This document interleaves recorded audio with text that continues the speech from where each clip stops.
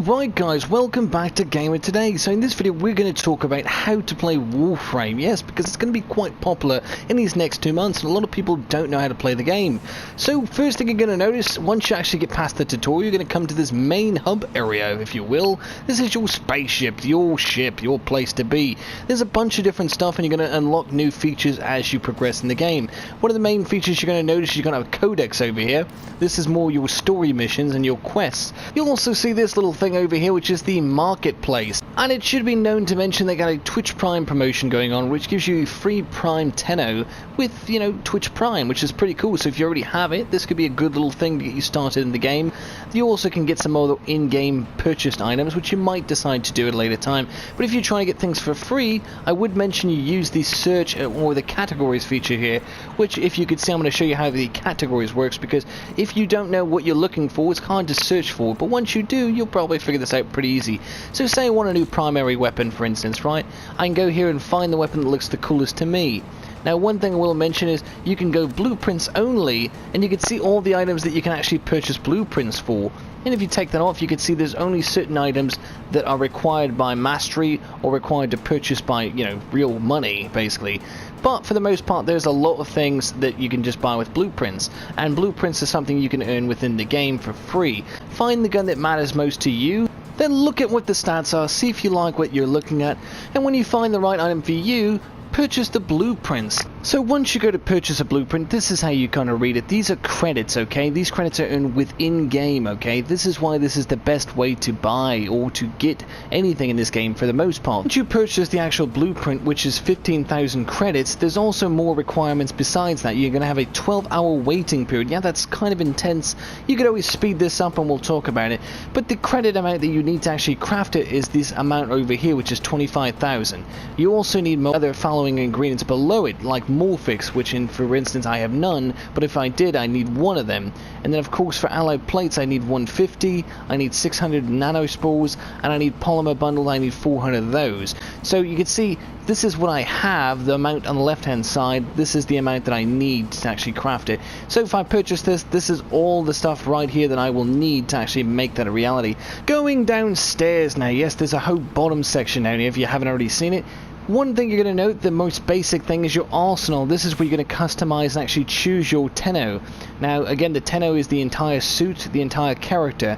So there's tons of different Tennos. I'm going to talk about that briefly here. You can see we go to equip.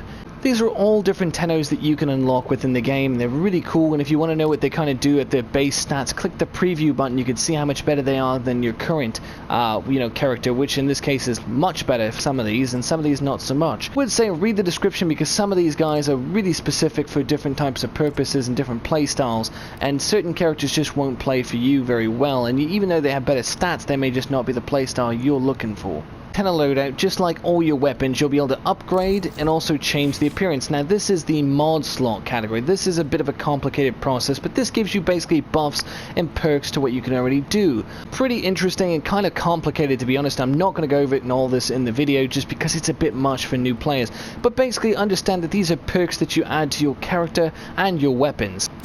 We can also adjust all our appearances here, everything from every little detail of the character with every color we want. I've got this particular red, white and blue color. I like it. Yes, don't judge. Next we go down, you have your first primary gun, your secondary gun, or whatever weapon you have, and then you've also got your main melee weapon. Going below that now, you also have your companion loadout. Now this is like a little character that can come with you and has its own little, weapons, and does a little bit of damage for you and helps you out a little bit, and has different features. Now every, ally is different. This particular ally does one purpose, there's other allies for other purposes, and much cooler allies later on in the game, but you guys get an idea. There's descriptions and you can see what they do. They look pretty cool. There's way better than this in the game, but yeah, these are the good starters, and I really do like the sweeper. It's one of my favorites with the carrier combo. This is a pretty nice basic early game combo. Below that you have gear. Now this is kind of like, in-game consumable stuff, and it's not really something you need to worry yourself about. Below that you have your favorite emotes. You can actually make them do different things. You can see how they look. And the animations, pretty cool. I don't use them, but that's something to note. So changing your weapon. Now keep in mind when you come into the main menu of any category, you're gonna get items like this that have little things next to them, like the credits, or purchase, with premium currency, etc.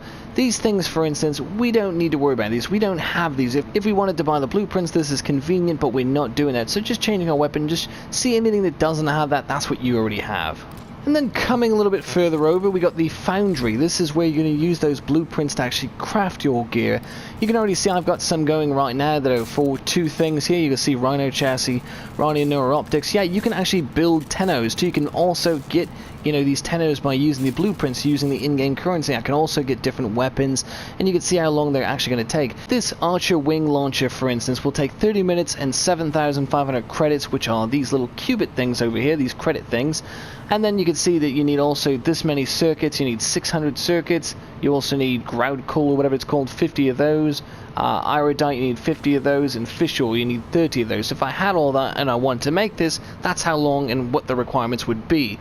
But going over from the foundry, we also have the mods over here, and this is just basically focusing on those modifications that go on your weapons and on your Tenno. Now, if you're not familiar with this, you can also fuse them to make a more beneficial mod. Or if you just don't like two and you want to get something better out of it, you can kind of mod these together. It's all kind of complicated, but they've definitely made this a lot simpler, as you guys can see up here. This used to be way more complicated.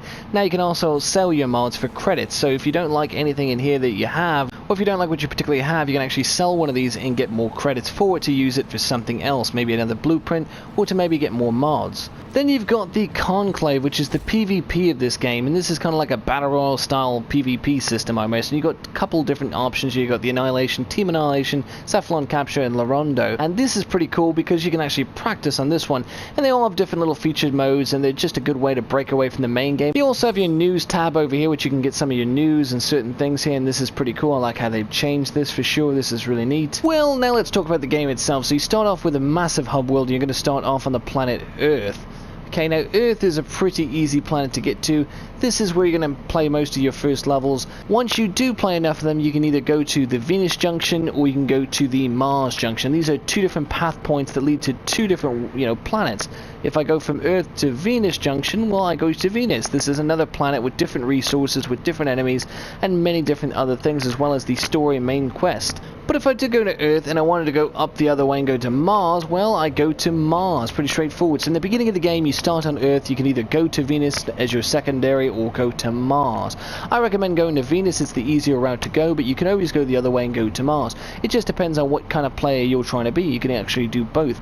Going to Mercury is after Venus, and then so on and so forth. You can kind of get an idea of where you can go next. When you start out the game, you're going to start on Earth. Yes, Earth. And it's cool because these levels are pretty good introductions, and they have all the different game modes. There's tons of different game styles. You see sabotage missions, there's excavation missions, defense infestation missions, free roam with the plains of Ideon. There's so many different things. The capture missions, there is interception missions, there's spy missions, there's defense missions. It pretty much gives you all the different types of missions. Rescue, come on now.